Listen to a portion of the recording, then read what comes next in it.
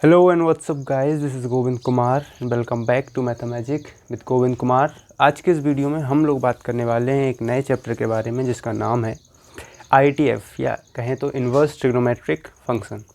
अब जो inverse trigonometric function है इसमें तीन वर्ड हैं, एक है इन्वर्स, दूसरा है ट्रिग्नोमेट्रिक और तीसरा है फंक्शन।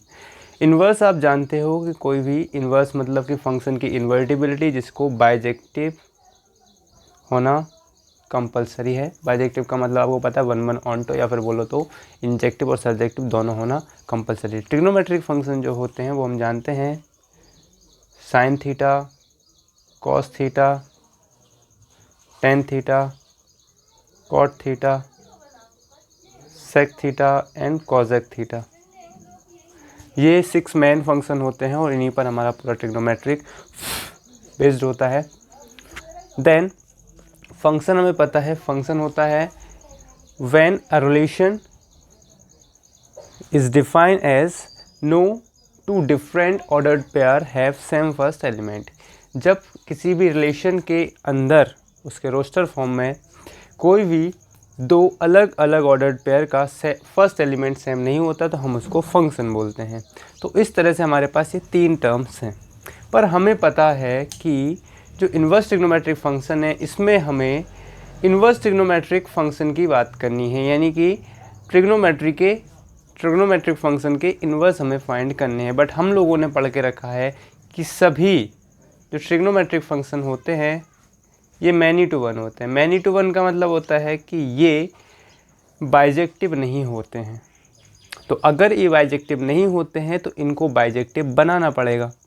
तो हम लोग कैसे इन फंक्शंस को बाइजेक्टिव बनाएंगे, आज के इस वीडियो में यही बात हम लोग करने वाले हैं। So let start our video.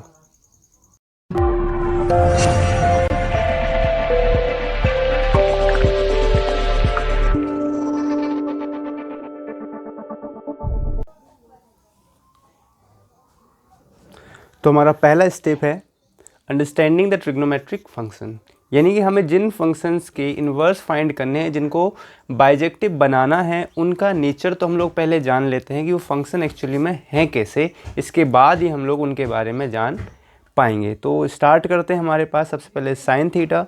Sine theta में पता है कि यदि मैं एक जगह थीटा रखता हूँ और एक जगह उसकी वैल्यू साइन थीटा रखता हूँ तो इन दोनों ही केसेस में मुझे एक तरफ लिखूँगा मैं थीटा, तो यहाँ पर होगा माइनस का 2 पाई पर साइन थीटा 0 देता है, माइनस पाई पर भी साइन थीटा 0 देता है, माइनस पाई/2 पर साइन थीटा -1 देता है और 0 पर साइन 0 देता है, पाई/2 पर साइन 1 देता है, पाई पर अगेन 0 देता है, 3 पाई/2 पर साइन -1 देता है और यहाँ 2 पाई पर वो वापस से 0 देता है।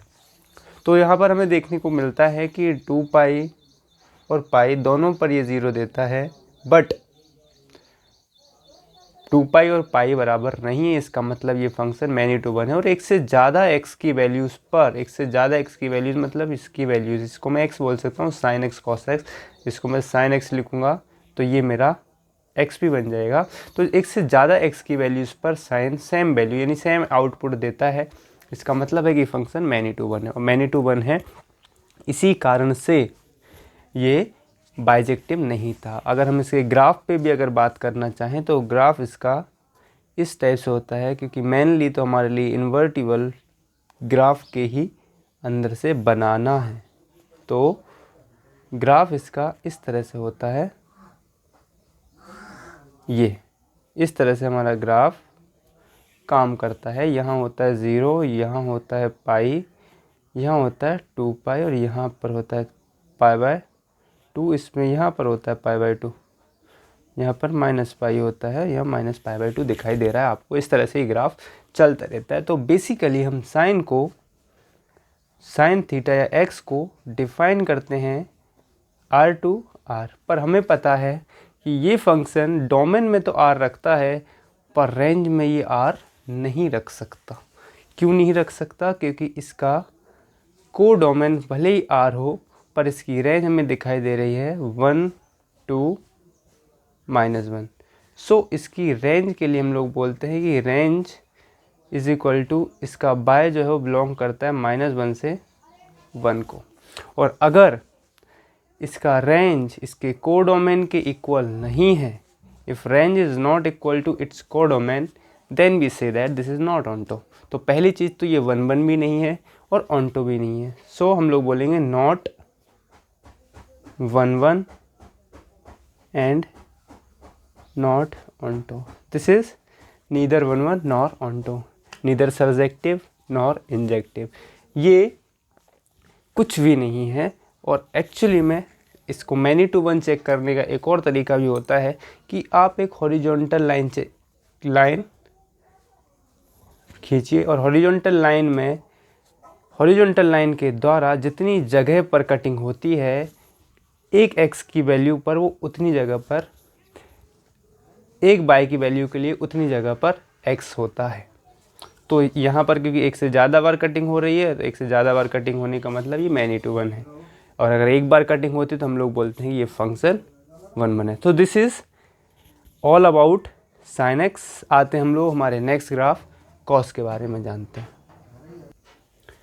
कॉस में भी आप देख सकते हो कि y is equal to cos x में एक्स की वैल्यू और कॉस एक्स की वैल्यू सिमिलर ही है, -1 से 1 में ही जाता है ये भी, लेकिन जब यह 0 होता है तो ये 1 होता है, यानी कि इसमें थोड़ा सा अलग चलता है ग्राफ, इस टाइप से साइन से थोड़ा हटके, बट आफ्टर ऑल वो साइन की तरह बिहेव करने लगता है, यानी कि बेबी ग्राफ होता है इसका भी, बेब की तरह मूव करता है इस टाइप का। यहाँ होता है 0 और यहाँ होता है π/2 और यहाँ होता है पाई, यहाँ होता है 3π/2 और यहाँ होता है 2π, यानी कि जहाँ जहाँ साइन 0 होता है वहाँ कॉस 1 होता है या -1 होता है।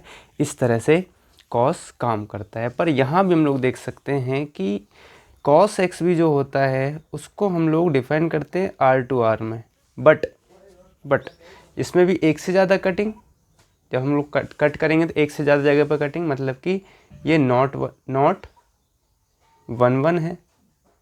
और क्योंकि इसका जो रेंज है, रेंज भी पता है कि बाय बिलोंग्स टू -1 to 1 ही है, तो ये जो रेंज है ये भी इसके कोडोमेन के इक्वल नहीं है, सो ये नॉट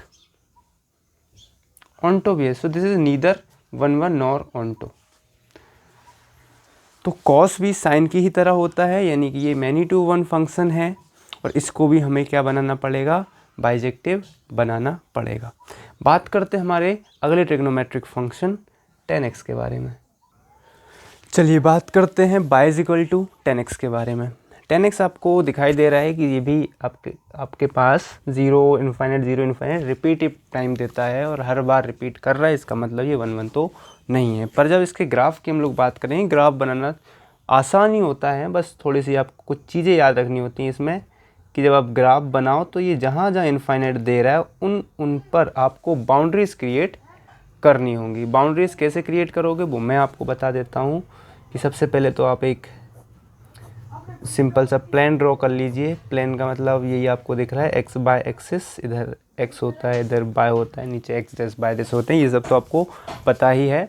ये 0 है तो 0 के बाद में इन्फाइनाइट वो कहाँ पर दे रहा है, π/2 पर दे रहा है। तो π/2 पर आप एक हल्की सी बाउंड्री इस तरह से आप ड्रॉ कीजिए, और इधर माइनस में भी वो यहाँ पर दे रहा है तो वापस से आप एक बाउंड्री ड्रॉ करिए।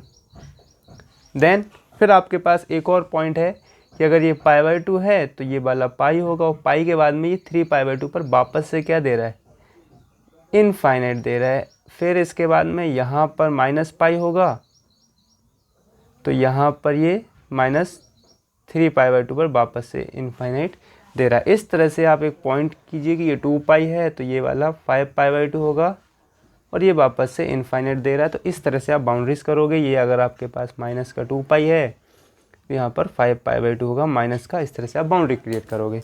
देन आपको करना क्या है कि ये π/2 पर क्या है, इनफाइनाइट है। π/2 पर इनफाइनाइट मतलब यहाँ कहीं होगा, इनफाइनाइट पे कभी टच नहीं करती बाउंड्री, ठीक है। और इनफाइनाइट से ये जाता है 0 से, यानी कि ये यहाँ पर 0 है और π/2 पहुँचते पहुँचते ये इनफाइनाइट पहुँच जाता है।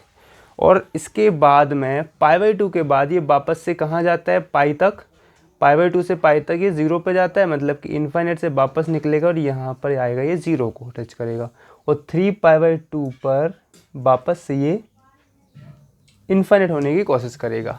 इसी तरह से ये जो ग्राफ है ये इस तरह से मूव करता रहता है। यहाँ पर भी ये वाला जो ग्राफ है इस तरह से मूव करता है, लेकिन याद रखेंगे आप कि ये कभी इन्फाइनाइट को टच नहीं करता, ये हल्की सी दूरी बनाए हुए है अभी भी। तो ये इस तरह से मूव करते ही रहता है। ओके, यानी एक साइड से ये इन्फाइनाइट पे एंटर करता है और दूसरे साइड से इन्फाइनाइट से निकल जाता है। बस आपको इतना ख्याल रखना है। ये वाला थोड़ा सा अजीब बना है, कमर नहीं घूम पा रही इसकी। Okay, doesn't matter. ओके, तो इस तरह से आप 10 का ग्राफ बनाते हो। अब 10 के ग्राफ में भी जब आप एक हॉरिजॉन्टल लाइन खींचोगे आप देखोगे मल्टीपल टाइम कटिंग हो जाती है। इसका मतलब कि ये भी क्या नहीं है, ये भी 1 1 नहीं है, नॉट 1 1। ऑन्टो आप एक तरह से बोल सकते हो कि ऑन्टो तो है, क्योंकि रेंज भी इसकी वही है और क्या है, कोडोमेन भी वही है, तो आप ऑन्टो मान के चलते हैं हम इसको कि ऑन्टो ठीक है, क्योंकि आर तो ये यहीं पर टच करके चला गया -π/2 से π/2 में। तो इतना सब कुछ करने की ज़रूरत क्या थी, वो आगे का केस है, हम लोग आगे देखेंगे उसके बारे में। बस अभी आप ये याद रखें कि ये मैनी टू वन है, ऑन्टो है, मैनी टू वन है, ऑन्टो है, लेकिन 1 1 नहीं है। सो इस तरह से हमारे लिए ये काम करता है। आगे हम लोग बात कर सकते हैं हमारे कॉर्टेक्स के बारे में। So the next important graph is cortex. Cortex आपको पता है वापस से हमारा R/R डिफाइन है, और R/R का मतलब होता है कि -इन्फाइनाइट टू +इन्फाइनाइट जाता है। R का मतलब आपको अच्छे से पता ही है। इसमें भी हमें दिखाई दे रहा है इन्फाइनाइट 0 रिपीटेटिव है, इसका मतलब कि ये भी मैनी टू वन फंक्शन है, और मैनी टू वन है तो वापस से इसको हम लोग ड्रॉ करके देख लेते हैं। एक बार ड्रॉ करेंगे, और ड्रॉ करने का वही पुराना हमारा तरीका, सबसे पहले एक सिंपल ग्राफ बनाओ, प्लेन बनाओ। प्लेन में आपको इस टाइप से एक x axis y axis draw करनी है। जहाँ जहाँ इन्फाइनाइट है वहाँ वहाँ बाउंड्रीज बना दो। देखिए 0 पर तो इन्फाइनाइट है, और 0 के बाद में कहाँ पर है, ये π/2 यहाँ कहीं होगा, तो फिर से कहाँ पर है, पाई पर ये वापस से इन्फाइनाइट, तो पाई पर आपको वापस से एक और बाउंड्री बनानी पड़ेगी। फिर 2π पर, 3π/2 पर कोई बाउंड्री नहीं बनेगी क्योंकि इन्फाइनाइट नहीं है। 2π पर वापस से बाउंड्री बन जाएगी, और इस तरह से ग्राफ चलता रहेगा। इधर भी आप लोग वहीं पर बाउंड्री बनाएंगे जहाँ पर ये क्या हो, इन्फाइनाइट हो रहा होता है, -π/2 पर। फिर इस तरह से ये मूव करता हुआ रहता है। ये -π/2, ये पाई। अब मैं इसको नाम देता हूँ, ये पाई है, ये 3π/2, ये 2π होगा, सीधी सी बात है, ये 3π होगा, ये 0 होगा, ये वापस से -π होगा, ये माइनस का 2π होगा। और ये वाला जो ग्राफ है 0 पर इन्फाइनाइट है, 0 पर इन्फाइनाइट है, और π/2 पर 0 आ जाता है वो इस तरह से, और वापस से पाई पर इन्फाइनाइट भाग जाता है। ये ग्राफ कुछ इस तरह से ड्रॉ होता है। यहाँ से जहाँ से वो ख़त्म होता है वहीं से वापस से एंटर होता हुआ निकलता है। तो इस तरह का ये ग्राफ ड्रॉ होता है हमारा कॉर्ड का। तो अब आपको ग्राफ बनाना आ गया होगा इसका, कि हम लोग किस तरह से ग्राफ बनाते हैं। बहुत ही आसान होता है, बहुत ही आसानी से आप किसी का भी ग्राफ ड्रॉ कर सकते हैं। और दिखाई दे रहा है कि इन्फाइनाइट जा रहा है रेंज में भी, और इधर एक्स में भी ये आर को फॉलो कर रहा है। इसलिए ये जो ग्राफ होता है इसमें हम बोल सकते हैं कि x belongs to -infinite to +infinite, and y belongs to -infinite to +infinite. Similar cases हैं, दोनों के R/R डिफाइन है। तो मैं इसको ऑन्टो तो बोल सकता हूँ क्योंकि range is equal to codomain है, बट 1 1 नहीं बोल सकते, क्योंकि अगर मैं हॉरिजॉन्टल लाइन खींचूंगा तो बहुत सी जगह पर वो कटिंग करेगी infinite times. That's why this is not 1 1, even it is many to one. आगे बात करते हैं हमारे दो इम्पॉर्टेंट ग्राफ्स पर, जिनका नाम है sec x and cosec x. इन ग्राफ्स को मैं स्पेशली आपको अलग से बताऊंगा। फ़िलहाल हम किसी भी फंक्शन की इन्वर्टिबिलिटी कैसे चेक करते हैं उसके बारे में मैं आपको बता देता हूं, और उन ग्राफ्स को मैं, जो 2 ग्राफ हैं हमारे पास में, उनको मैं डायरेक्टली आपको ड्रॉ करके बताऊंगा। इनको कैसे बनाया जाता है वो मैं आपको एक स्पेशल वीडियो में बताऊंगा। सो हम लोग देखते हैं हमारे दोनों ग्राफ्स को। अब हम लोग ड्रॉ करेंगे सेक एक्स का ग्राफ। सेक एक्स का ग्राफ मैं आपको स्पेशल 2 वीडियोस में, मतलब एक वीडियो में मैं 2 ग्राफ आपको बताऊंगा, सेक एक्स और कॉसेक एक्स का। इसलिए मैं यहाँ पर इस ग्राफ को डायरेक्टली ड्रॉ कर रहा हूँ, क्योंकि ये वाला जो ग्राफ है इसको सेपरेटली समझना बहुत ही ज़्यादा इम्पॉर्टेंट होता है। इम्पॉर्टेंट का मतलब होता है क्योंकि इसको डिटेल में समझाना पड़ता है, इसीलिए मैं आपको एक सेपरेट वीडियो बनाऊँ, क्योंकि इसके लिए एक स्पेशल वीडियो भी ज़रूरी होता है। इसलिए हम लोग इसको डायरेक्टली यहाँ पर ड्रॉ कर रहे हैं कि 0 पर ये कभी, एक चीज़ तो आप समझ लीजिए कि 1 से लेके -1 में कभी एंटर नहीं करता है, इसलिए ये 0 पर 1 होता है और ये π/2 पर इन्फाइनाइट की ओर भागता है। ठीक है, फिर से जब हम लोग देखते हैं तो ये -π/2 पर भी इन्फाइनाइट होता है, बट इधर होता है। ठीक है, फिर आगे हम लोग देखते हैं कि जहाँ से एंटर करता है वहीं से ये वापस निकलता है, मतलब यहाँ से इन्फाइनाइट से ही ये वापस निकलेगा और यह 3π/2 पे वापस इन्फाइनाइट हो जाएगा। फिर यहाँ भी सेम केस है कि ये 1 को टच करने के बाद में वापस से चला जाता है। ये इस तरह से ग्राफ का नेचर होता है इसके। ठीक है, तो इस तरह से 1 में एंटर नहीं करता, 1 को टच करके ये बाहर निकल जाता है। अब इसमें भी आप देखोगे, आप कोई भी एक लाइन खींचोगे तो आपको क्या दिखाई देगा कि ये मैनी टाइम, यानी एक से ज़्यादा बार ये कटिंग करेगा, और एक से ज़्यादा बार कटिंग करेगा इसका मतलब कि एक वैल्यू के लिए, यानी कि बाय की एक वैल्यू के लिए इसमें एक्स की इनफाइनाइट वैल्यूज़ होती हैं, इसलिए ये फंक्शन भी मैनी टू 1 या फिर नॉट 1 1 है। और रेंज जो अगर हम लोग इसकी बात करें तो x belongs to r, but इसकी अगर मैं रेंज की बात करूं तो y belongs to r minus ये ओपन इंटरवल -1 से 1 में एंटर नहीं करता, यानी 1 1 तो इसमें वैल्यू होती है, बट -1 और 1 के बीच में आने वाली किसी वैल्यू पर ये कोई भी आंसर नहीं देता है, इसीलिए हम इसकी रेंज को इस तरह से शिफ्ट कर देते हैं। तो देखने भी समझ में आ रहा है कि सेक एक्स को अगर मैं R डिफाइन करता हूँ तो इसकी रेंज इसके कोडोमेन के इक्वल नहीं है, and that's why this is not onto function. बात कर लेते हैं लास्ट हमारे कॉसेक एक्स के बारे में भी। So the 6th graph is y equal to cosec x R define होता है, और क्योंकि ये भी 1 और -1 के अंदर एंटर नहीं करता, इसीलिए हम लोग इसको वापस से एक बाउंड्री से घेर देते हैं जो कि 1 और 1 के बीच में होती है। तो हमने इस बाउंड्री से इसको बना दिया। इसे बनाने के बाद में अब हम वहाँ पहुँचते हैं जहाँ पर ये इन्फाइनाइट दे रहा है। 0 बाद π/2 पर ये 1 दे रहा है, तो π/2 पर तो ये ग्राफ सीधी सी बात है कि यहाँ होगा, और अगर π/2 पर ये ग्राफ यहाँ है तो पाई पर कहाँ पहुँच जाएगा, इन्फाइनाइट। तो पाई पर हम लोग क्या बनाते हैं, लाइन ड्रॉ कर देते हैं इस टाइप की, नीचे तक यहाँ तक। फिर इसके बाद में दूसरा अल्टरनेट पॉइंट यहाँ आ जाएगा, और फिर इसके बाद यहाँ पर ये इन्फाइनाइट देगा, और जहाँ ये इन्फाइनाइट देगा उसको हम लोग बाउंड्री से घेर देते हैं इस टाइप से। अब आती कहानी थोड़ी सी आगे। ओके, ये अल्टरनेट पॉइंट है, और इसके बाद में यहाँ पर हम इसको घेर देते हैं इस तरह से।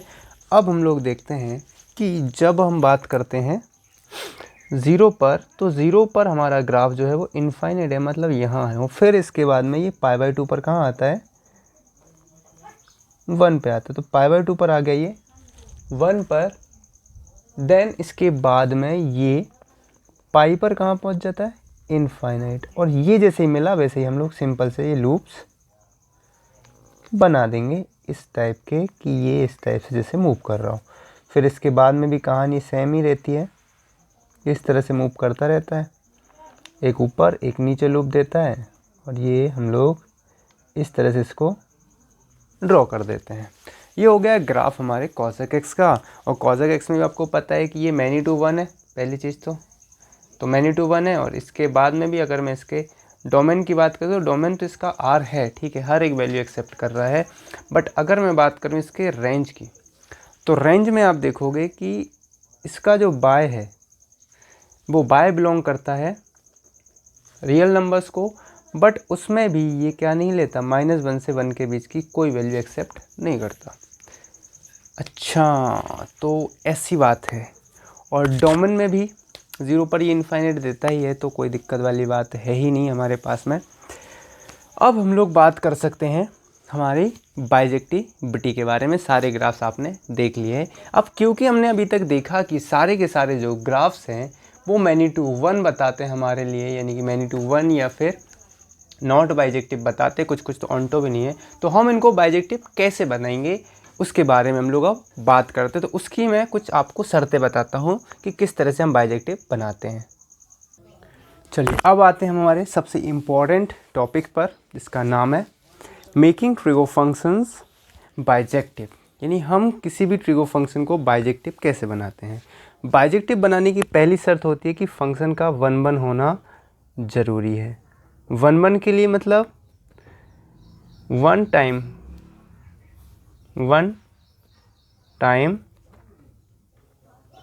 Cutting bye horizontal line. तो आप एक बात देखिए कि 1 time cutting bye horizontal line में आप देखोगे कि अगर मैं एक ही फंक्शन sin x की बात करता हूँ, तो sin x मेरे पास में एक ऐसा फंक्शन है कि जिसमें मेरे पास डिफरेंट प्लेसेस पर कटिंग होती है। इस तरह से sin x काम करता है। तो अगर मैं इतने लूप को भी अगर मान के चलूँ, तो इतने लूप को भी मानने पर मैं अगर इसको लाइन खींचूंगा तो मुझे 1 बार 2 बार कटिंग हो जाती है, नीचे भी 2 बार कटिंग हो जाती है। ये इतना फंक्शन भी मैनी टू वन है। तो अब मुझे इसका डोमेन सॉर्ट किए बगैर, विथआउट सॉर्टिंग डोमेन, मुझे 1 बार कटिंग करवानी है। तो मैं इसके डोमेन पर नज़र डालता हूँ कि डोमेन -1 to 1 है। इस -1 to 1 कहाँ से कहाँ तक कंप्लीट हो जाता है। -1 to 1 अगर हम लोग देखें तो यहाँ पर कटिंग हो जाता है, ये अपना +-1, ये अपना +1। अब मैं अगर इस एरिया की सिर्फ बात करूँ, इतने वाले की सिर्फ बात करूँ, तो इस वाले में भी आप देखोगे कि मुझे डोमेन फिक्स मिल गया है। बट इस टाइम पर इसकी जो रेंज है, मतलब इसका जो रेंज है, means to say range, sorry I want to say that कि विदाउट सॉर्टिंग इट्स रेंज को हम लोग छोटा नहीं कर सकते, डोमेन को हम लोग फिक्स कर देते हैं। एंड फिक्सिंग डोमेन को हम लोग फिक्स कर सकते हैं। जब हम लोग बात करते हैं डोमेन को फिक्स करने की, तो हम एक पर्टिकुलर डोमेन में उसकी रेंज कंप्लीट करवा देते हैं। तो रेंज हमारे पास में यही है, y belongs to -1 to 1, but हम लोगों ने डोमेन को क्या कर दिया, सॉर्ट कर दिया -π/2 से π/2 में। अब आप देखोगे कि ये जो वैल्यूज़ हैं इसमें -1 to 1 भी आ गया, और दूसरी चीज़ ये -π/2 से π/2 तक 1 बार कटिंग भी हो रही है। तो इस केस में ये जो फंक्शन है ये क्या हो गया हमारे पास, अब ये 1-1 हो गया। बट सर ऐसा भी तो हो सकता है कि हम लोग इस लूप के बजाय कोई और लूप चूज़ करते, क्योंकि यहाँ भी तो एक लूप है ना। यहाँ आप देखिए, आप ये वाला भी ले सकते थे, आप ये वाला भी ले सकते थे, तो हम लोगों ने यही वाला क्यों चूज़ करा। आप यहाँ पर 3π/2 से 5π/2 भी तो ले सकते थे। यहाँ पर आप π/2 से 3π/2 भी तो ले सकते थे। बहुत सारे हो सकते हैं। हाँ, ये भी आप ले सकते हो, आप इसको भी ले सकते हो, आप इसको भी ले सकते हो, पर आप एट अ टाइम कोई एक ही लोगे। और एट अ टाइम एक को कब लोगे आप, तो उसके लिए हम लोग कुछ रूल्स बनाते हैं कि हम कब लेते हैं। हम लोग ऐसा कब करते हैं इसके बारे में आपको बताता हूँ कि हम लोग पहला केस कि हमें उसको न्यूट्रल रखना है। न्यूट्रल रखना है मतलब, न्यूट्रल का मतलब होता है कि हमें इसको 0 के आसपास रखना है। क्या करना है, 0 के आसपास रखना है। 0 के आसपास का मतलब ये देखिए, यहाँ पर 0 है, ये आधा इधर है आधा इधर है, न्यूट्रल है ये। दूसरा केस है कि हमें इसको पॉजिटिव रखना है। अगर न्यूट्रल नहीं रख सकते तो पहली प्रायोरिटी है कि हम इसको न्यूट्रल रखें, दूसरी प्रायोरिटी है कि न्यूट्रल नहीं रख पा रहे, नेगेटिव या पॉजिटिव में से आप कोई चूज़ कर रहे हो, तो आप पॉजिटिव को चूज़ करोगे। यानी अगर मैं इसको इधर और इधर यानी कि ये ग्राफ या तो इधर होता ओरिजिन के या फिर इस साइड होता तो मैं चूज़ करता पॉजिटिव डायरेक्शन। तो हमारे पास दो तरीके हैं, या तो न्यूट्रल रखो या पॉजिटिव रखो, पर इसमें हम लोग आसपास इसको न्यूट्रल रख सकते हैं, तो हम लोग इसको न्यूट्रल चूज़ करते हैं, यानी कि -π/2 से π/2 तक। तो सर जो बची हुई जो चीज़ें हैं इनको आप क्या बोलोगे?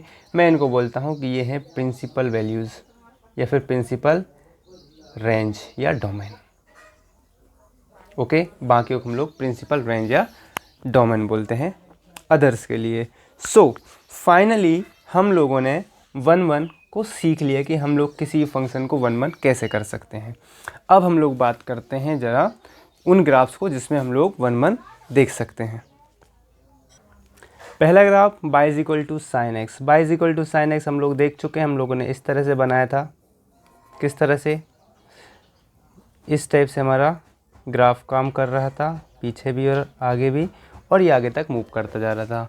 अब हमारे लिए चाहिए ग्राफ सिर्फ कितना? ये तो आपको पता है कि आपका +1 है और ये आपका नीचे -1 है, और हमारे लिए ग्राफ की ज़रूरत है सिर्फ इतनी।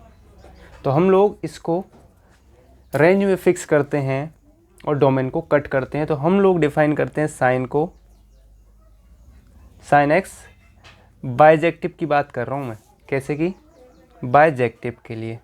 ये है नॉट बाइजेक्टिव, बट जब मैं बाइजेक्टिव की बात करूँगा तो बाइजेक्टिव में मुझे डोमेन शॉर्ट करना पड़ेगा और रेंज वही रखते हुए, यानी रेंज तो मुझे वही रखनी है बट मुझे डोमेन शॉर्ट करना पड़ेगा। तो sin x में मैंने डोमेन को क्या कर दिया? फिक्स कर दिया कि sin x को मैंने डिफाइन करा कहाँ से कहाँ तक? -π/2 से लेकर के तो π/2 तक, और रेंज मेरे पास में वही है -1 से 1। अब ये जो फंक्शन है ये बाइजेक्टिव है और ये फंक्शन मुझे कुछ इस तरह का दिखाई देगा। किस तरह का दिखाई देगा? ये जो फंक्शन है ये इस तरह का है। यहाँ पर π/2, यहाँ पर -π/2, यहाँ पर 1, यहाँ पर -1। अब ये फंक्शन बाइजेक्टिव है, आप देख सकते हो। ओके, बात करते हैं हमारे सेकंड फंक्शन cos x के बारे में। cos x में आप देखोगे कि अभी के टाइम पर y = cos x में, अब y = cos x में आप देखोगे कि cos x का जो ग्राफ होता है वो इस तरह से मूव करता रहता है। तो अब इसमें मुझे दो ऑप्शन है कि मैं इस पूरे लूप को एक साथ नहीं ले सकता, तो मुझे या तो ये वाला लेना पड़ेगा या फिर ये वाला लेना पड़ेगा। अब मैं चूज़ करूँगा कि मुझे पहली चीज़ न्यूट्रल रखना है, पर न्यूट्रल रखना इसमें संभव नहीं है क्योंकि नेगेटिव पॉजिटिव दोनों में एक साथ नहीं ले सकता, इसलिए मुझे सिर्फ पॉजिटिव को चूज़ करना पड़ेगा। अब मैं पॉजिटिव को चूज़ करूँगा तो मुझे 0 से लेकर के कहाँ तक जाना है? पाई तक। तो अब आप देखोगे कि ये जो है ये R डिफाइन है, और इसमें मैं देखूँगा कि ये जो फंक्शन है इसको मैंने लिया है सिर्फ कहाँ तक? मैंने cos x को मैंने डिफाइन करा है किस तरह से?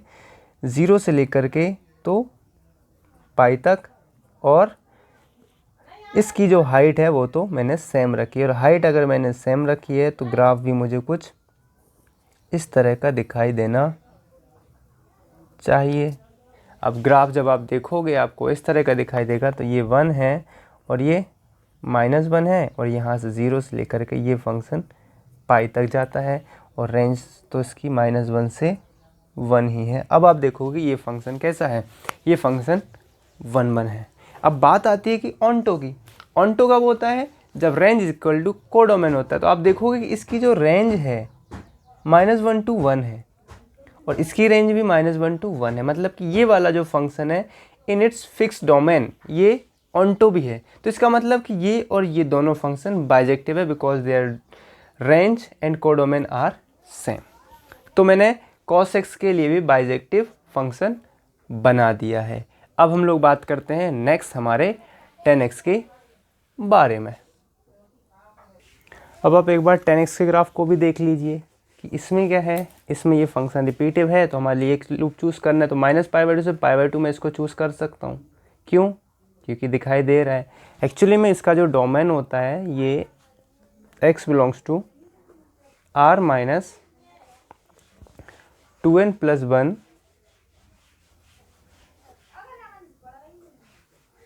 π/2 होता है।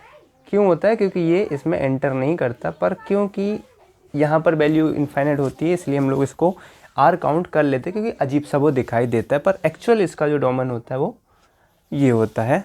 ये बात हमने आपको पिछले ग्राफ्स में नहीं बताई थी, अभी आप समझ लीजिए, क्योंकि ये जहाँ जहाँ π/2 होता है वहाँ वहाँ इनको ग्राफ को टच नहीं करता। That's why this is important point. तो अब मैं इसका जो लूप है वो मैं इसको न्यूट्रल रख सकता हूँ, -π/2 से π/2। तो मैं इसको डिफाइन करता हूँ कि 10x जो है मेरे पास में y, इसको मैं डिफाइन करता हूँ कहाँ से कहाँ तक, -π/2 से π/2 तक, और इसको मैं रखता हूँ ओपन इंटरवल।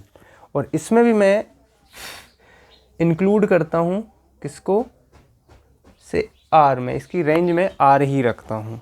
ठीक है, अगर मैं इसकी रेंज r रखता हूँ तो r में मुझे दिखाई देता है कि ये वाला जो ग्राफ है ये कुछ ऐसा बनता है। कैसा? ये इस टाइप से बनता है। और ये वाला जो ग्राफ बना है ये यहाँ तो π/2 है और यहाँ पर -π/2 है। और क्योंकि ये दोनों को टच नहीं कर रहा, इनफाइनाइट पे टच करता हुआ दिखाई दे रहा है लेकिन एक्चुअल में ये टच नहीं कर रहा है। आप जाओगे ऊपर तक देखते देखते देखते ये कहीं पर टच आपको करता हुआ दिखाई नहीं देगा। तो ये भी क्योंकि अपने डोमेन और रेंज, इसका जो कोडोमेन है वो इसके रेंज के इक्वल है, इसलिए ये फंक्शन 1 भी है और ऑनटो भी है। तो इस तरह से हम सभी फंक्शंस को ऑनटो बना सकते हैं। अब मैं आपको दिखाता हूँ, एक sec x का बता देता हूँ मैं कि sec x को आप कैसे ऑनटो बनाओगे, और बाकी आप cot x and cosec x का खुद से ट्राई कर सकते हैं।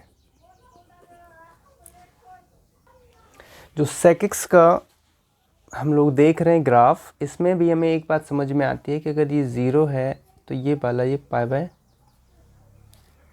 है, और π/2 पर ये इनफाइनाइट π/2 को टच नहीं करता। जहाँ जहाँ π/2 आता है वहाँ वहाँ हमारा सेक का ग्राफ नहीं जाता। और इस ग्राफ के ना जाने के कारण ही इसका भी जो डोमेन होता है, डोमेन या फिर हम लोग बोलें कि इसका और 10 का जो डोमेन होता है, 10x में और sec x में एक समानता होती है कि जो sec x होता है इसके भी अपॉन में cos x होता है और 10x के अपॉन में भी cos x होता है। इसकी वजह से ये दोनों ही अपने डोमेन में r माइनस 2n प्लस 1 π/2 बोलो या फिर सिंपल n π/2 बोलो, ये कहीं पर भी n π/2 तो मैं नहीं बोल सकता क्योंकि ये ऑड π/2 की बात कर रहे हैं हमेशा। ये हमेशा 2n π/2, 2n प्लस 1 π/2 जहाँ कहीं भी होता है, हर जगह पर ये लोग अपनी वैल्यूज़ को छुपा के रखते हैं, क्योंकि इनफाइनाइट देते हैं, कभी टच नहीं करते। π/2 को ये टच नहीं करते, दैट्स वाई π/2 पर कभी वैल्यू भी नहीं देते हैं। इसीलिए इनके जो डोमेन होते हैं वो 2n प्लस π/2 को r में से माइनस करके निकाले जाते हैं। ऑलवेज इस बात का विशेष तौर पर ख्याल रखें। ओके, अब हम लोग बात कर लेते हैं कि इसको बाइजेक्टिव कैसे बनाना। बाइजेक्टिव बनाने का सीधा सा तरीका है कि आपको ये दोनों लूप आप नहीं चूज़ करते s cos x, तो आपको चूज़ करना पड़ेगा कि आपको सिर्फ ये वाला एक लेना पड़ेगा और दूसरा आपको यहाँ से यहाँ तक, क्योंकि वापस से आपको पॉजिटिव बनाना पड़ेगा तो आपको पाई लेना पड़ेगा 0 से लेकर के। तो आप क्या करते हो कि आपने डिफाइन करा y = sec x इस तरह से कि आपने किससे डिफाइन करा, आपने डिफाइन करा कहाँ से, 0 से लेकर के पाई तक आपने लिया क्लोज इंटरवल, 0 से लेकर पाई तक क्लोज इंटरवल, बट उसमें से आपने एक π/2 को माइनस कर दिया क्योंकि आपको दिखाई दे रहा है कि π/2 पर ये टच नहीं कर रहा है। और आपने इसमें रेंज को क्या रखा, इसमें आपने रेंज को रखा वही आपका r -1 से +1 ओपन इंटरवल। ओके, ये आपने रेंज को रखा तब आपका जो ग्राफ है वो कुछ ऐसा आपको दिखाई देगा कि आपका जो ग्राफ है वो 1 से 1 ये, और फिर इसके बाद में नीचे एक और ग्राफ आ जाएगा ये एंड ये।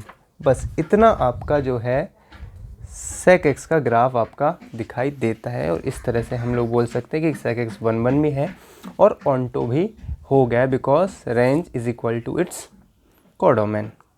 सो इस तरह से हम किसी भी